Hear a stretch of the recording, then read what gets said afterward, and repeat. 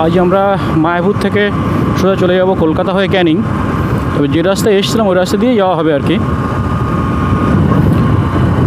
কারণ আপনারা জানেন যে রানাঘাটের রাস্তাটা খুব একটা ভালো না, রাস্তায় কাজ চলছে, ওই জন্য এই রাস্তা দিয়ে যাওয়া আসা। ভেবেছিলাম ওই রাস্তা দিয়ে যাওয়ার সময়, তারপর দেখলাম শুধু গিয়ে কষ্ট বাড়িয়ে লাভ নেই। আর দিনের বেলায় যা রৌদ্র থেকে মুক্তি পাওয়ার জন্য এই রাস্তা বেছে নেওয়া।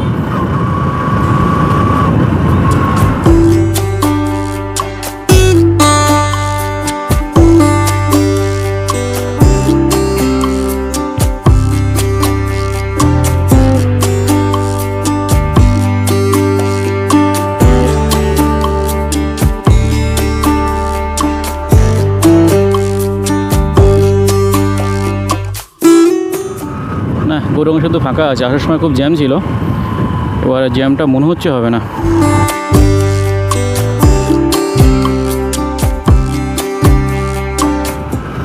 নিচ দিয়ে গঙ্গা চলে যাচ্ছে আর আমরা উপর দিয়ে। তবে গঙ্গার নামটা এখানে কিন্তু গঙ্গা নয়, ভাগীরথী নাম। এখানে ভাগীরথী আর সামনে গিয়ে হয়ে গেছে হুগলি।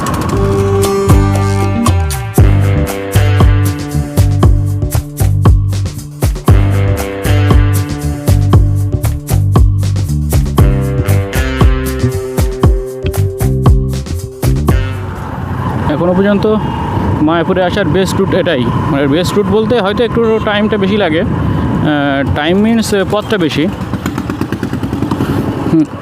প্রায় 50-60 কিলোমিটার বেশি রানাঘাট থেকেও, ওই রুটটা থেকে, যেটা NH-12 থেকে। বাট শান্তি আছে রাস্তাটায়।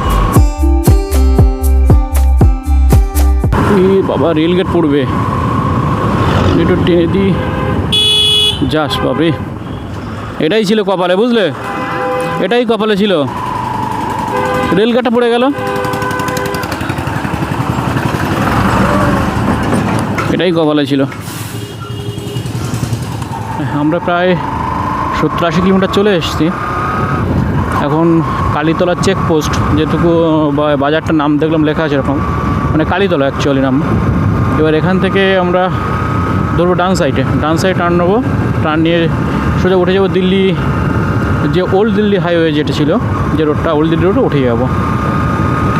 আর ওখান থেকে সোজা চলে যাবো দানকুনি। এই যে এখান থেকে একটু দেখে নিন।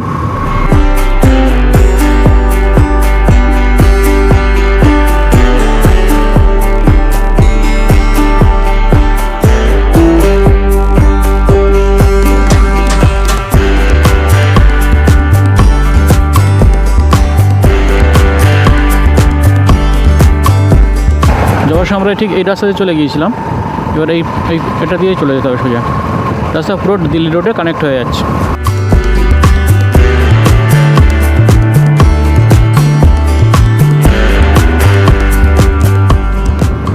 এখন পর্যন্ত যা এসছি রোড কন্ডিশন খুবই ভালো। এইবার কিছুটা একটু খারাপ আছে, সামনে গিয়ে কিছুটা খারাপ আছে, সেখানে যেমন বাম্পার এবং রাস্তাটা একটু খারাপ, বাদবাকি সব রাস্তাটাই ভালো। আর দিল্লি রোড দেখলে তো কোনো কথা নেই। তবে আকাশটা আজকে একটু মেঘলা, বৃষ্টি হলেও হতে পারে। এবার কোন সাইডে? ও দানকুনি, ঠিক এটা দিয়ে উঠতে হবে। এটা চলে যাচ্ছে মোগরার দিকে, আর এটা ঠিক দানকুনি, মানে দিল্লি রোডে উঠে যাচ্ছে এটা।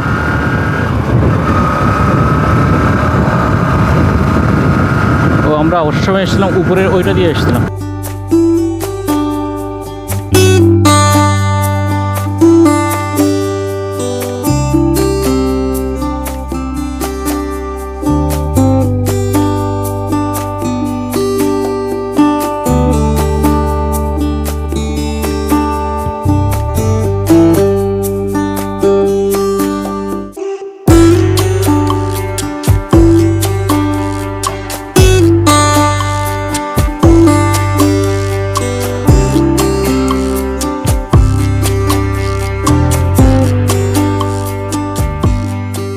যারা মায়াপুর বা এখান থেকে শিলিগুড়ি এখন পর্যন্ত যাবে তারা সবাই এই রাস্তা দিয়ে এসো, এই রাস্তাটা খুবই ভালো।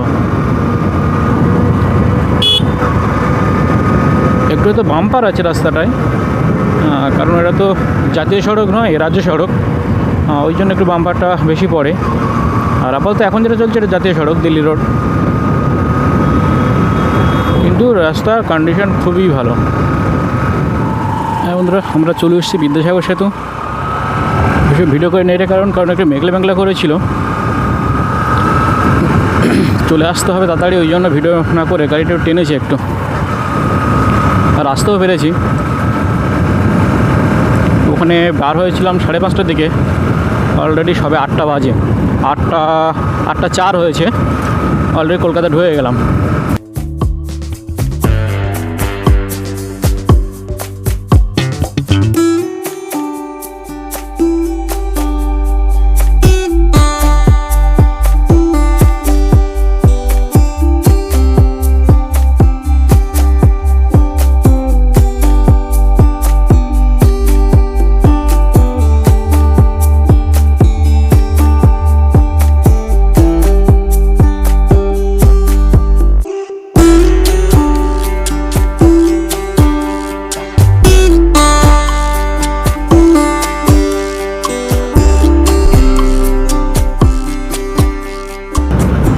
এইবার সমস্যা হচ্ছে সামনে যে অনেকগুলো রুট বার হয়ে গেছে, আমি বুঝতেই পারি না, যে কবার আসে বেশিরভাগ টাইম গুলিয়ে গেছে ওইখানটা এসে। কোন রুট ধরতে কোথায় ধরে ফেলবো, কোথায় চলে যাবো ঠিক নেই, যেখানে যাই গুগল ম্যাপ দিয়ে ঠিক বাড়ি চলে যাবো।